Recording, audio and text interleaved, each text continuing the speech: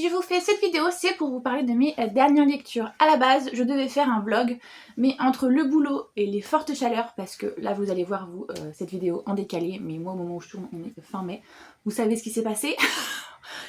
Il a fait hyper chaud ces derniers jours et donc je me suis fait rouler dessus, aussi bien par la chaleur que par le travail.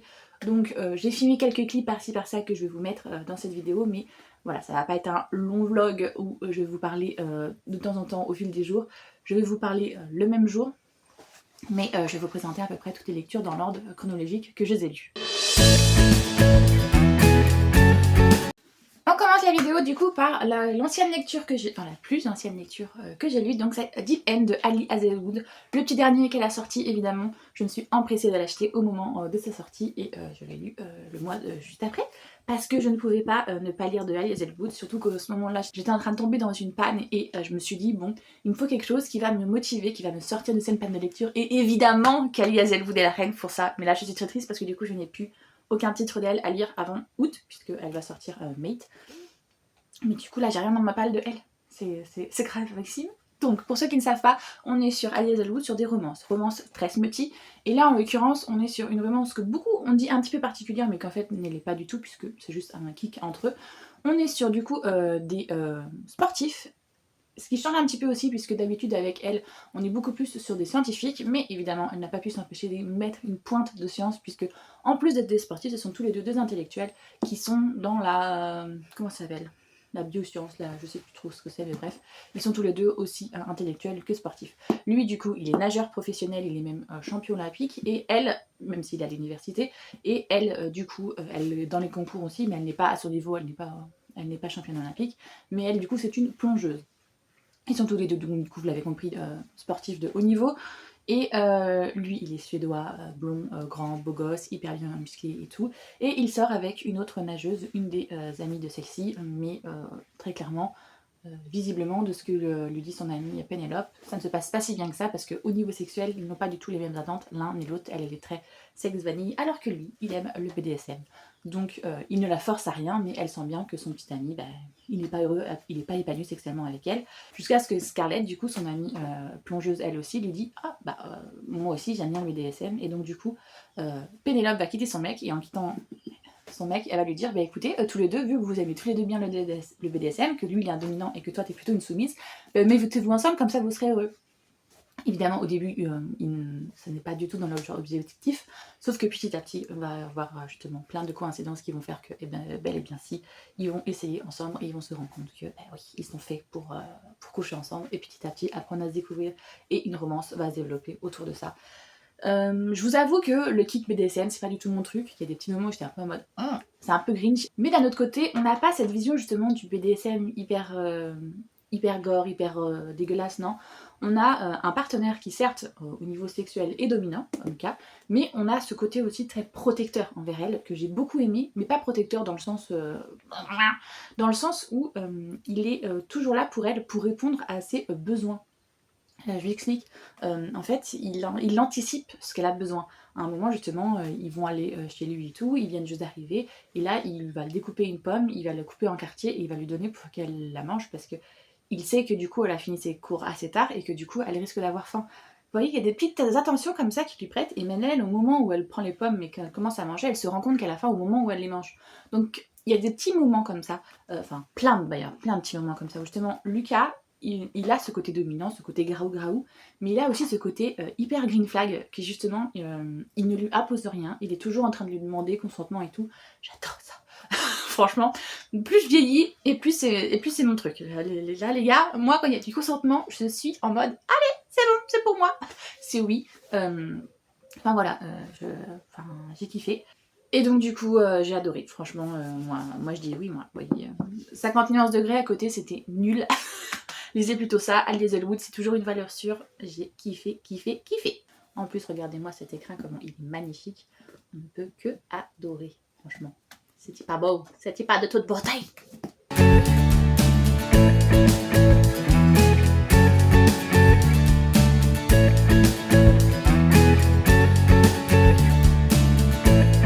Bon, j'ai beaucoup parlé sur ce titre-là, il va falloir que je me calme un peu, sinon on n'est pas rendu.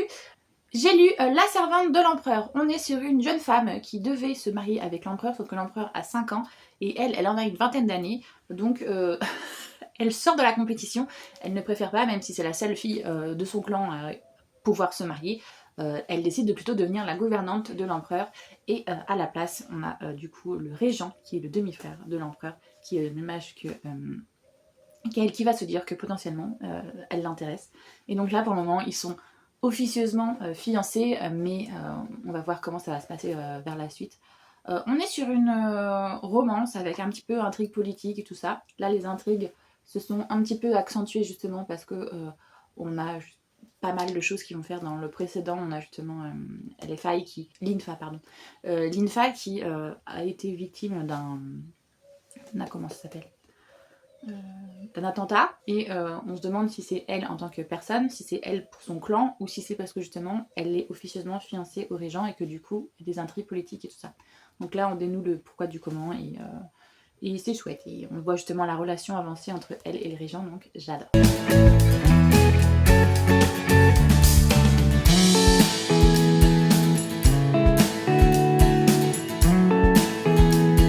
Ensuite évidemment j'ai regardé la série Off Campus et donc je me suis dit allez Elodie, tu te motives, tu te remets dans les Briariou. Donc j'ai lu le tome 2 de Briariou, The Risk. On est du coup là sur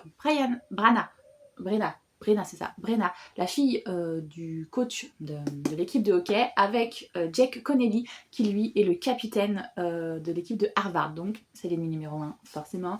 Et elle ne veut pas le kiffer, sauf qu'il va y avoir des multiples rencontres qui vont faire qu'ils vont évidemment finir par coucher ensemble et vont kiffer ça. Et petit à petit, ils vont avoir une relation cachée. Et voilà. Du coup, ça va pas forcément tout bien se passer. J'ai bien aimé cette histoire parce que, encore une fois, c'est Elle Kennedy. Elle sait très bien écrire les choses, même si plusieurs fois j'ai levé les yeux au ciel en mode les gars, vous n'êtes pas des teenagers.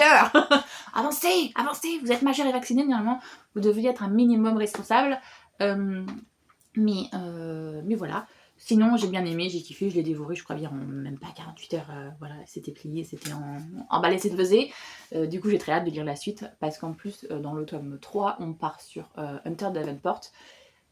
Avec qui il est déjà arrivé à des trucs dans le premier tome, et vu que je pense que la saison numéro 2 de Off Campus va, comme la fin de la saison 1 introduit Hunter alors qu'il n'est pas du tout normalement dans les Off Campus, je pense qu'ils vont mélanger Off Campus et Briariou. Je me dis qu'il faut que je sois à jour cette année, comme ça quand l'année prochaine je pourrais regarder la saison 2, j'aurais lu au moins les Off Campus et les Briariou, et normalement je devrais pas avoir de spoil puisqu'après c'est encore une génération d'après, ce sont les enfants. Donc normalement je ne serai pas spoilée puisqu'on n'est pas rendu au moment où ils sont des enfants.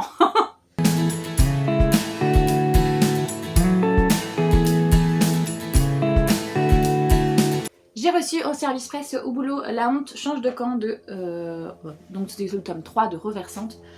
Je sais pas trop quoi en penser en fait. Parce que d'un côté, je sens que c'est un sujet très important, mais je suis pas sûre qu'en fait il trouvera son public. Parce que normalement c'est censé aller en jeunesse, ce genre de choses. Donc dans le tome 1 de Renversante, on était avec deux jumeaux qui sont en primaire. Dans le tome 2, on est avec deux jumeaux qui sont au collège. Et donc là, dans le tome 3, ils sont au lycée. Donc c'est bien parce qu'on les voit évoluer. On est dans un monde qui est totalement inversé par rapport au nôtre.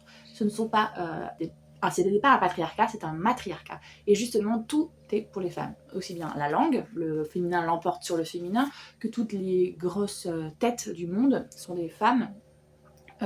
Et pareil, tout est inversé. La culture du viol, c'est pour... ça s'inverse. Ce sont les femmes les prédatrices et les hommes qui sont les victimes. Et du coup, c'est hyper intéressant parce que justement, on montre que la société pourrait être autrement et que ce soit d'un côté ou de l'autre, ce n'est pas bien de toute manière ce qui se passe. J'ai beaucoup apprécié parce que j'ai cette double lecture en tant qu'adulte. Je ne suis pas sûre en revanche qu'un public plus jeune puisse voir tous les petits parallèles, tous les petits clins d'œil qu'elle a glissés. Mais c'est un sujet très important encore une fois et qui devrait être mis dans tous les CDI et voilà, qui devrait être discuté et approfondi parce que on parle évidemment de consentement, on parle d'agression sexuelle, on parle de V aussi, faut pas se mentir, de prédateurs et tout ce qui s'ensuit. Donc c'est assez important pour moi d'en parler et de véhiculer ce message, mais en même temps je suis pas sûre que, vous voyez là je vais le mettre dans mon rayon et je suis pas sûre qu'il va partir parce que c'est un rayon jeunesse, donc les gamins quand ils veulent lire c'est pas forcément vers ça qu'ils vont se tourner. Donc voilà, je suis un peu mitigée. Encore le tome 1, était vraiment axé très jeunesse et ça se sentait, puisque c'était surtout sur des discriminations que la petite fille ne supportait pas envers son frère, et ce qui était très logique. Dans le tome 2, pareil, ils sont au collège, donc ça passe encore, parce que là on est plus sur d'autres sortes de discrimination, mais qu'elle ne supportait là. Là on est sur quelque chose justement beaucoup plus mature. Là on est vraiment sur la jeune adolescente qui ne comprend pas pourquoi son frère fait genre que les hommes ont plus de chances de mourir que elle, alors qu'elle, si un jour elle doit aller à la guerre, elle a plus de chances de mourir que lui.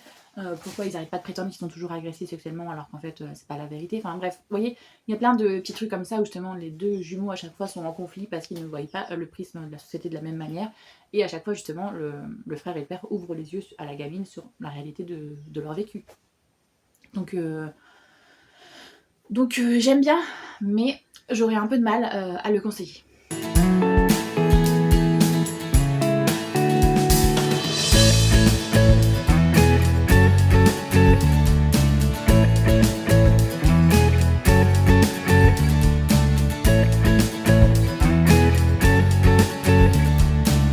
J'ai reçu un autre service presse, mais cette fois-ci c'est la masse critique Babelio de Sipping Love de Élise Giraudot et de Manon Lécuyer. On est sur un petit poche, on est sur une romance d'été très clairement. Mais moi ça me chagrine un petit peu parce que je trouve qu'elle est mal catégorisée, qu'elle est mal vendue, parce que on est sur deux jeunes filles qui en fait vont se rendre compte qu'elles ont le même mec, elles vont débarquer le même soir et elles vont découvrir en fait que l'une et l'autre sont la petite amie de ce type, de Jules, voilà, c'est Jules le nom. Et donc elles vont décider de le larguer forcément et d'apprendre à se connaître l'une l'autre. En final, elles vont se retrouver sur les réseaux et elles vont décider de discuter pour voir ce qui se passe et de partir comme ça sur un coup de tête ensemble au voyage qu'une a organisé en fait. Donc elles vont partir toutes les deux à l'île Maurice et lors de ce voyage évidemment elles vont apprendre à se découvrir encore plus et petit à petit justement plus c'est affinité. Et moi c'est là où j'ai un petit problème, c'est parce que il m'a été vendu comme un livre qui parlait d'amitié, qui parlait de sororité, et en fait pour moi ce n'est absolument pas ça. C'est plus un livre, c'est une romance FF en fait, tout simplement. Il n'y a pas à tortiller du cul. Donc j'étais un peu... Voilà, j'étais en mode ouais mais moi on m'a parlé justement de sororité, d'amitié, tout ça justement. Et j'étais là pour ça en fait. Mais c'est pas du tout sur quoi je suis tombée et du coup j'étais un petit peu chafouin. Mais c'est n'empêche que ça se lit très vite, ça se lit très bien. Voilà, c'est une romance Summer Vibe comme il faut. Si vous voulez une romance FF sans prise de tête, voilà. Ça parle le sujet quand même aussi un petit peu touchy. En général, de toute manière, Élise, elle le fait à chaque fois. Là, on est justement sur des TCA. Aussi bien la mère d'une des protagonistes qu'une des protagonistes elle-même justement ont des troubles du comportement alimentaire. Donc c'est un sujet important, il faut en parler. Pression familiale aussi, ça inclut dedans.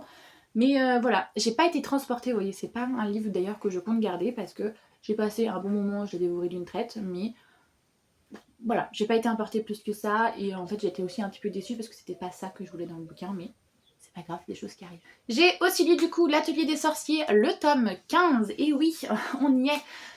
On est sur l'histoire de Coco qui va découvrir qu'en fait la magie on ne naît pas avec, on peut l'acquérir, n'importe qui peut faire de la magie et donc elle va décider de dessiner un pentagramme, enfin pas un pentagramme mais une espèce de rune pour faire de la magie, ce que ça va provoquer une catastrophe, elle va transformer sa mère en statue. Un sorcier va passer par là, il va s'en rendre compte et au lieu de la dénoncer et lui faire oublier lui faire oublier sa mémoire, il va décider de la prendre sous son aile et de la faire devenir une apprentie sorcière.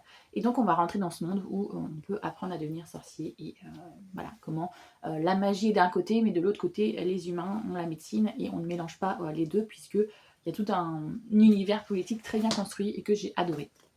Et il y a évidemment des choses qui sont interdites, des sorts.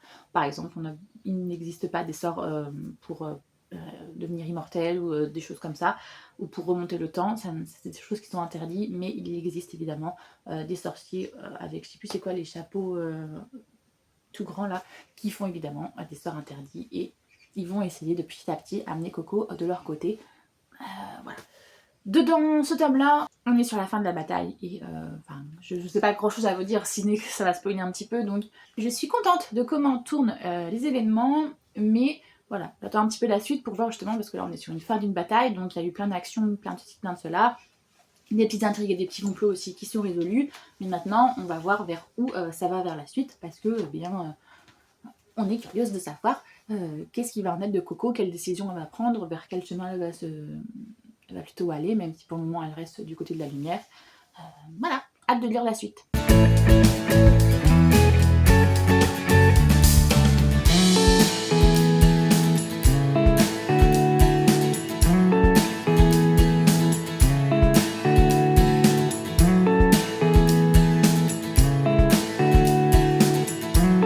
J'ai lu aussi The Long Game de Helena Armas. On est sur l'histoire d'une jeune femme qui fait partie d'une équipe de foot, mais alors pas en tant que footeuse, pas en tant que joueuse. Elle fait partie du staff et elle fait partie de la communication d'une grosse équipe à Miami, mais qui justement petit à petit a perdu de sa légende. Et cette équipe est possédée par son père, qui est le PDG de l'entreprise. Elle va péter un câble littéralement, elle va décapiter la mascotte et être prise en vidéo, et cette vidéo va devenir virale. Donc du coup, son père va décider de la dégager un petit peu de l'entreprise, mais sans évidemment la licencier. Il va lui dire, écoute, pour redorer un petit peu ton blason, tu vas aller faire une œuvre caritative et tu vas aller t'occuper d'une petite équipe, voilà. Donc il va l'envoyer en campagne, s'occuper d'une petite équipe de joueuses, mais vraiment, on est sur des poussins en fait, on est sur des gamines qui ont 6 à 10 ans. Et elle, c'est pas du tout ce qu'elle avait prévu, mais bon, du coup, elle va devoir s'y faire, surtout que là où elle vit, c'est au plein milieu de la campagne, et le cottage que son assistante lui a pris, ce n'est pas un cottage, mais c'est littéralement une cabane où il n'y a à peine les commodités d'usage, que son matelas est plein de puces, et que son voisin le plus proche, qui habite au chalet juste à côté, c'est un gars qui est hyper grognon, hyper bourru, qui quand l'a repéré la première fois, ça s'est très mal passé entre eux, ils vont direct en fait se prendre la tête, enfin voilà, ça se passe très mal. Parce qu'elle, limite, elle l'engueule alors que lui, il est juste là pour l'aider. Parce qu'elle a eu un accident de voiture, elle n'a pas réussi à gérer vu que sa berline n'est pas faite pour les routes de campagne. Elle s'est pris un arbre, donc lui, il s'inquiète pour elle pour voir si elle va bien, si elle est vivante et tout. Et elle l'envoie chier en mode laissez-moi tranquille. Non. Bref. Donc la première entrevue se passe très mal. Et elle va découvrir évidemment que c'est lui l'entraîneur de l'équipe des gamines. Donc c'est le pompon sur la Garonne. Mais il y a encore une autre chose qui met sur le pompon sur la Garonne, c'est que eh bien, ce n'est pas n'importe qui ce type, c'est un ancien joueur international. C'est un Anglais qui était justement professionnel avant, qui était un très grand gardien de but. Et quand elle va le reconnaître, il va lui dire de se la fermer parce qu'il est là incognito justement. Il a pris sa retraite et il ne veut plus être sous les projecteurs, il ne veut plus de tout ça. Lui, il veut retourner à une vie normale, anonymat.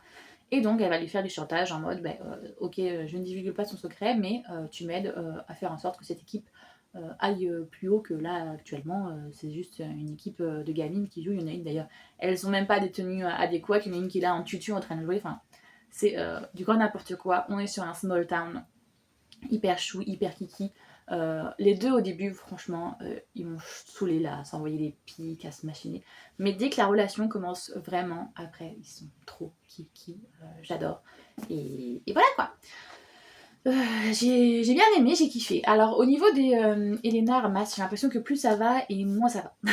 Voilà, le premier j'avais over kiffé, j'ai trouvé ça trop génial, là, Spanish of the Deception. C'était franchement génial. Le deuxième, j'étais en mode ouais, ça va, mais pas ouf. Et là, pareil, ça va, mais pas ouf. Donc je pense que je vais arrêter les Helena Armas de les acheter. Je les lirai soit en e-book ou je les écouterai en audio. Parce que si c'est pour être un petit peu déçu de ce que je lis, c'est pas le but. Surtout que là, les deux premiers sont sur un format juste là. Et celui-ci, il est hyper grand. Dans la bibliothèque, ça va faire hyper moche. Donc si c'est pour avoir en plus un nouvel exemplaire de Helena Armas qui soit d'un autre format, non, on va éviter ces conneries-là. J'ai lu, alors pas ce bébé en entier, parce qu'en fait ce bébé c'est une intégrale. Dans cette intégrale, nous avons 3 tomes de la série Élite de Fred de F.V. Estier. Et donc j'ai lu le tome 1 en entier, donc c'est, je crois que son sous-titre, c'est Populaire, voilà, c'est ça. On est sur, je vais vous lire sur le 4e de couverture, je trouve que c'est très représentatif. Ils sont beaux, riches, enviés. Ils sont la jeunesse dorée de Manhattan, mais derrière les portes de ces quartiers huppés, tout le monde cache un secret. Bienvenue à l'Upper East Side. Et en fait, moi, j'adore Fred Astier. J'ai lu quasiment tous ces titres que je peux d'elle. Donc justement, il me manquait ceux-là, les élites, qui sont dans les premiers titres, je pense, qu'elle a écrits. Et je me suis dit, quand elle a fait sa campagne Ulule, je crois l'année dernière, ou il y a 2 ans, je sais plus. Bref, je me suis dit, allez, vas-y Bonco, de toute manière, tu sais très bien que tu aimes Fred, même son espèce de dark là, Beauty and the Beast, qui moi je déteste la dark. C'est passé crème, enfin c'est passé crème, c'est pas dans mes top lectures, mais je me dis c'est passé alors que normalement t'aimes pas ça. Donc je me suis dit, on y va. Ah oui, sauf que là, non, en fait. On est très clairement sur un Gossip Girl version MM, les gars. On est sur ça. Là, j'ai lu que le premier tome, alors j'espère que les autres seront mieux. Mais c'est toxique as fuck. Là, vous voyez, on vous parlait des red flags et des green flags. Là, on est dans les red flags, mais à 200%. On est sur un jeune homme, Zane, qui du coup vient de la classe populaire, très clairement, et qui décide justement pour sortir un peu du fait qu'il n'a pas d'argent et qu'il lui vit à Manhattan, de se taper des jeunes riches et de lui faire des chantages en fait sur leur homosexualité pour récupérer de l'argent. Et donc il va faire ça à pas mal de gamins de l'Upper East Side jusqu'à ce qu'il tombe sur Jude. Et là il se dit Jude c'est le gros poisson puisque son père est un politicien, c'est un sénateur. Et donc si je fais une sextape avec lui et que je fais du chantage, je vais pouvoir tirer un max de blé. Et donc voilà comment commence notre relation. En fait, il fait en sorte justement de filmer à son insu Jude pendant qu'ils ont des rapports sexuels. Et à la fin, eh ben, on a un chantage en mode si tu ne donnes pas 150 000 $, je divulgue au public ton truc et ça va mal se passer pour toi et ton père. Donc vous voyez, on est sur un niveau de toxicité assez élevé et ben, pour moi ça l'a pas fait. Voilà, j'ai pas envie de démonter l'œuvre parce que j'adore Fred et je trouve ça dommage de démonter une œuvre parce que moi ce qui ne m'a pas plu peut très bien plaire à d'autres. Mais on est sur ça en fait, on est sur un gars qui est toxique, qui va faire en sorte justement parce qu'au début Jude il est avec une fille et il ne se considère pas comme homosexuel ou bi ou que sais-je, pour lui il est hétéro. Il a un kick en fait, c'est qu'il aimerait bien avoir une fellation, mais sa copine Taylor, voilà, ils ont le couple goal du lycée, lui c'est le gars hyper populaire et elle aussi, ne veut pas les faire de fellation, il en parle avec ses potes, et ses potes lui disent si ta meuf elle veut pas te faire fellation, c'est pas grave, mais sache qu'en gros les meilleures fellations que tu pourras jamais avoir, c'est avec des mecs, parce que évidemment, ils savent comment une bite fonctionne et tout, et en gros tout se passe beaucoup mieux avec une bite. Et donc un de ses potes gays va l'emmener dans un bar gay, il va tomber sur Zane, le gars, et quand Zane va voir Jude, il va le prendre dans ses filets, et on va avoir une relation comme ça, comme je vous ai dit, hyper malsaine, avec sur une petite base quand même de stalker, hein, parce que Zane, justement, comme il veut absolument avoir Jude dans ses filets, il va faire en sorte d'aller à certaines soirées ou à certains endroits pour pouvoir le choper et récupérer l'emprise qu'il a sur lui. Donc voilà, on n'est vraiment pas sur quelque chose de très sain et voilà. La suite, on va être sur une différence d'âge, je pense, puisqu'on est sur Cooper et l'autre, je sais plus comment c'est. Et après le tome 3, on est sur Colt et Daniel, qui on voit déjà dans le premier tome que la relation elle est déjà depuis un moment et qu'il y en a un qui souffre par rapport à l'autre. Donc je pense qu'on n'est pas sur quelque chose de sain non plus. Donc on va voir, mais laissez-moi les green flags là. Les red flags, moi je vous ai dit, je suis plus là pour ça. Je suis désolée, mais je suis trop vieille pour ces conneries. Donc c'était bien quand on était jeunes, mais maintenant non. Donc je l'ai lu, mais clairement, c'est pas du tout une meilleure lecture de Fred. Et voilà. Et je peux pas la recommander, parce que comme je vous ai dit, pour moi c'est des red flags. Et les red flags, je les recommande pas. Mais si vous aimez ce genre d'histoire, allez-y, romance MR. J'ai lu aussi du coup Orgueil et Préjugés un an après, donc on est sur une petite BD justement qui nous explique ce qui se passe eh bien, après le bouquin Orgueil et Préjugés, enfin qui imagine puisque on ne le sait pas, après Orgueil et Préjugés, donc on retrouve les sœurs Bennett et ce qui leur est arrivé et tout et tout et tout. Donc déjà au niveau graphisme c'était totalement ma came et quand j'ai vu ça je me suis dit parfait, voilà, ça va pouvoir me faire une petite lecture de plus sans que je me prenne la tête. Et j'ai très aimé justement comment c'est à la fois une romance historique et comment c'est à la fois assez moderne justement, parce qu'on a une des sœurs du coup qui est enceinte et qui va avoir un bébé, donc on est dans la lignée d'habitude, voilà, avoir un héritier et tout. On a du coup une autre, Elisabeth, qui elle justement voit sa sœur tomber enceinte et se rend compte peut-être que la maternité n'est pas faite pour elle, et elle commence à avoir la discussion avec Darcy en mode on est mariés, mais comment ça se passe si je t'avoue maintenant qu'en fait je me rends compte que je ne veux pas d'enfant. Et donc on a toutes ces discussions là avec eux qui est intéressant. On a la sœur de Darcy, pareil, qui se rend compte qu'elle est intéressée par une fille, mais à l'époque ça ne se faisait pas, donc on ne dit rien, mais on reste amis l'une l'autre, très proches, mais voilà. Donc bref, justement, il y a beaucoup de sujets modernes qui sont intégrés dedans et que j'ai bien aimé parce que c'était fait de manière assez subtile, sans gros traits, sans... voilà. Enfin bref, j'ai bien aimé et je la recommande surtout si vous êtes fan de l'univers de Jane Austen et que vous n'en avez jamais assez. Allez-y, foncez, c'est génial. En plus, graphiquement, moi c'est totalement ma patte, c'est totalement ce que j'aime, donc voilà. Dernière lecture que j'ai à vous présenter, et là on est dans de toute autre ambiance. Notre affaire, une BD de combat et d'espoir. Du coup, on est sur l'affaire, vous vous en doutez, je pense au niveau de la couverture, de Gisèle Pellicot. Et je pensais en fait que c'était l'adaptation de son livre, et en fait pas du tout. Donc je vais devoir lire son livre à elle pour voir du coup son point de vue. Mais on est sur plusieurs artistes qui ont du coup soit ont fait des croquis et ont retracé des scènes du procès justement en disant ce qui s'est dit, aussi bien elle, ce qu'elle a pu dire que ce que les accusés ont pu dire, ce que les avocats ont pu dire. Mais on a aussi des passages qui sont très différents, qui reviennent sur certains sujets, sur le patriarcat, sur les agressions sexuelles, sur l'inceste, enfin voilà, sur plein de sujets différents et variés. Comment on en est arrivé aussi à ce que ceci se produise au niveau des procès, aussi les différents procès qui ont pu amener à ça, avec Gisèle Halimi, je crois que c'est ça son nom, à propos de l'avortement. Ou alors des viols aussi qui a eu lieu sur 2 Belges et que ça n'a pas été classé comme viol mais comme je sais plus. Enfin bref, ils ont à peine pris de la prison. Comment justement aussi les hommes sont toujours embrigadés avec une culture patriarcale qui fait qu'ils doivent être agressifs, nanani nanana. Enfin bref, on revient sur plein de sujets différents justement et qui nous emmènent.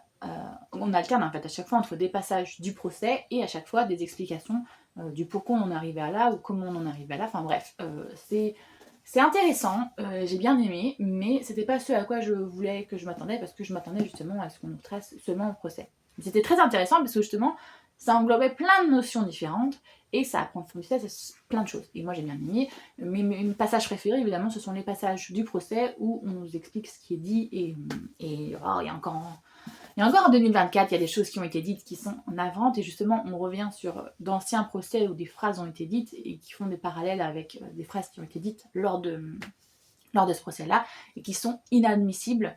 Le moment que j'ai, je crois, le plus aimé, alors les passages où c'est Gisèle Pellicot qui parle sont des passages, je trouve, magnifiques, bouleversants, parce que cette femme, malgré tout ce qu'elle a vécu, elle pourrait être pleine de rancœur, pleine de haine et tout, mais non, elle est toujours pleine d'espoir, elle est sage, malgré ce qu'elle a vécu.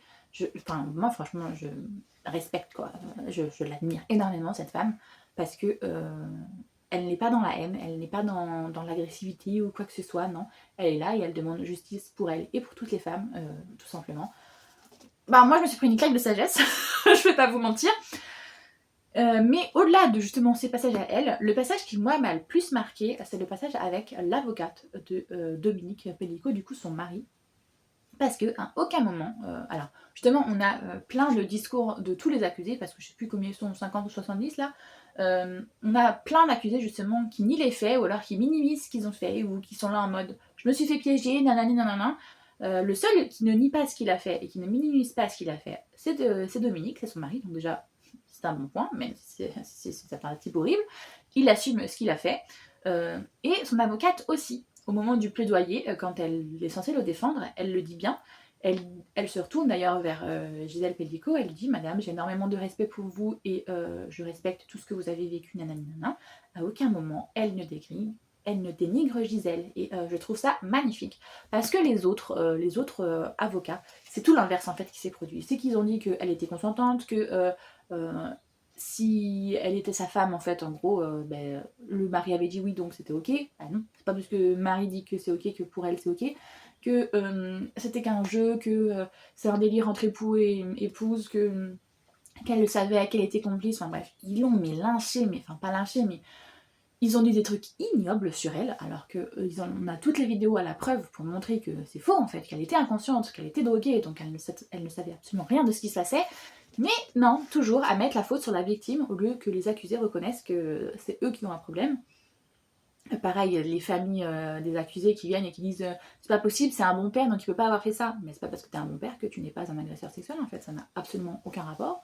Voilà, enfin, ou un bon mari, il m'a jamais violenté, il m'a jamais frappé, il m'a jamais forcé à faire quoi que ce soit. Oui, mais toi il t'a peut-être pas forcé à faire quelque chose, mais vu qu'il avait envie de faire des choses, il a forcé d'autres en fait. C'est pas parce que toi il t'a rien fait que ce n'est pas un agresseur. Et enfin bref, oui, il y a plein de discours comme ça. Hyper nauséabonde. Et je vous disais, on revient sur le sujet de base, c'est que l'avocate de Dominique, elle, non. Elle a dit mon client a fait ce qu'il a fait, mon client assume ce qu'il a fait, et voilà, il assume et il en subira les conséquences. Et il ne nie pas ce qu'il a fait, et il ne remet pas la cause sur Gisèle.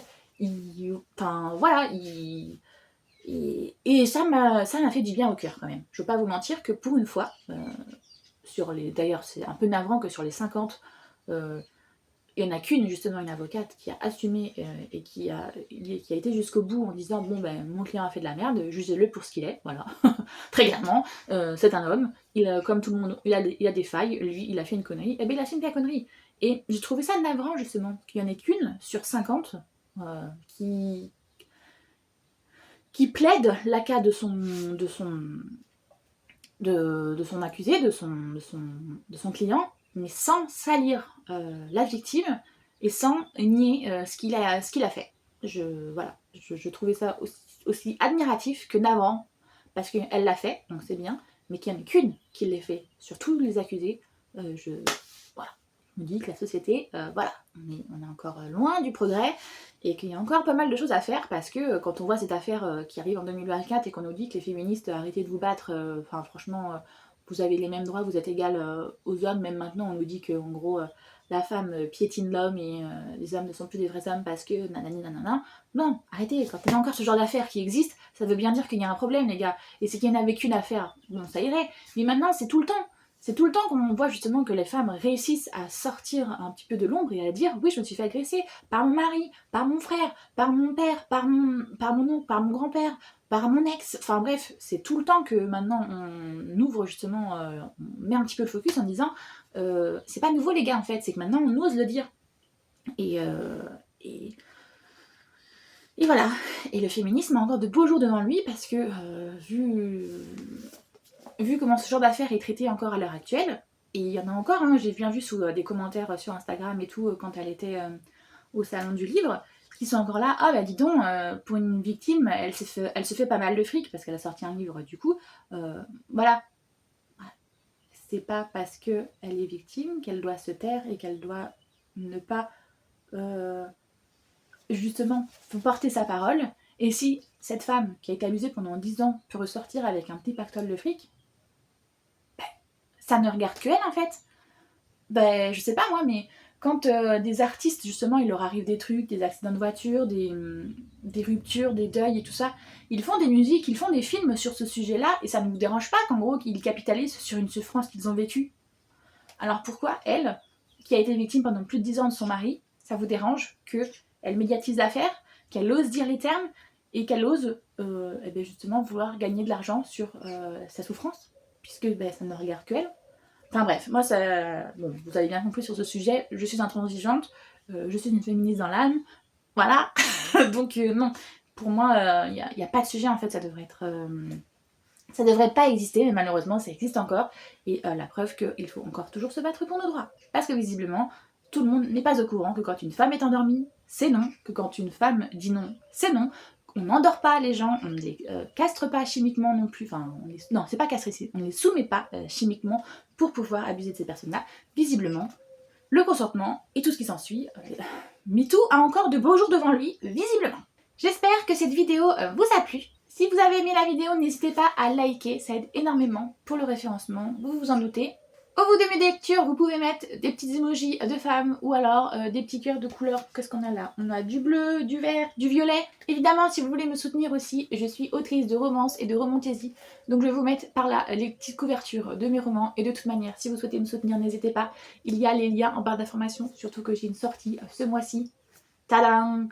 Donc n'hésitez pas à aller faire un petit tour si ça vous intéresse. J'espère que ma vidéo vous a plu, évidemment. Si vous souhaitez voir le reste de mes vidéos, n'hésitez pas à vous abonner. Moi j'espère que tout va bien pour vous, que vous passez un bon moment, que vous faites de bonnes lectures. Et je vous fais tout plein de gros bisous.